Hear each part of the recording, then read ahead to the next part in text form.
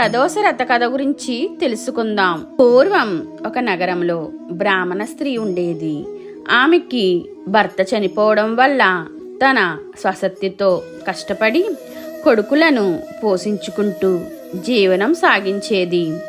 ఒకరోజు బయటికి వెళ్ళి తిరిగి వస్తుండగా ఆ బ్రాహ్మణ స్త్రీకి గాయపడిన స్థితిలో ఉన్న ఒక యువకుడు కనిపిస్తాడు. ఆమె దయతో అతనిని ఇంటికి తీసుకువచ్చి సపర్యలు చేసింది. తరువాత ఆ కుర్రాడు విదర్భ రాకుమారుడని తెలుసుకుంటుంది. శత్రు సైనికులు అతని రాజ్యం మీద దాడి చేసి ఆ యువకుని తండ్రిని బందీగా చేసుకుని రాజ్యాన్ని తమ ఆధీనంలోనికి తీసుకున్నారని తెలుస్తుంది. రాకుమారుడు బ్రాహ్మణ స్త్రీ కుమారులతో కలిసి అక్కడే నివసిస్తూ ఉన్నాడు. ఒకరోజు అనుష్మతి అనే గంధర్వ రాకుమారి యువరాజుని చూసి ముగ్ధురాలు అవుతుంది. మరుసటి రోజు అనుష్మతి తన తల్లిదండ్రులతో కలిసి యువరాజుని కలుస్తుంది.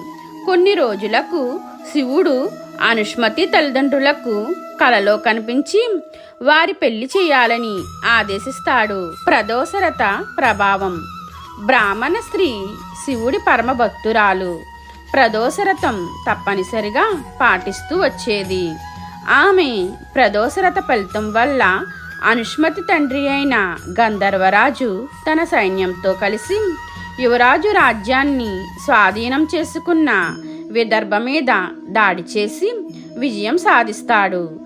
శత్రువులని తరిమేసి యువరాజు తండ్రిని కూడా బందీల నుంచి విముక్తుణ్ణి చేస్తాడు. అందుకే ప్రదోషరథం నాడు ఉపవాసం ఉండి శివుడిని ఆరాధిస్తే భక్తుల కోరికలు తప్పకుండా నెరవేరుతాయని నమ్ముతారు. యువరాజు ఆ బ్రాహ్మణ స్త్రీ ఆశ్రయాన్ని పొందిన తరువాతనే తన కష్టాల నుంచి విముక్తి పొందడం వల్ల పాటు తన తండ్రిని కూడా శత్రురాజ్యాల నుంచి విడిపిస్తాడు. అందుకే ప్రదోషరథానికి అంతటి ప్రాముఖ్యం ఉంది. రానున్న సౌమ్య ప్రదోషరథం రోజు మనం కూడా ఆ శివపార్వతులను ఆరాధిద్దాం.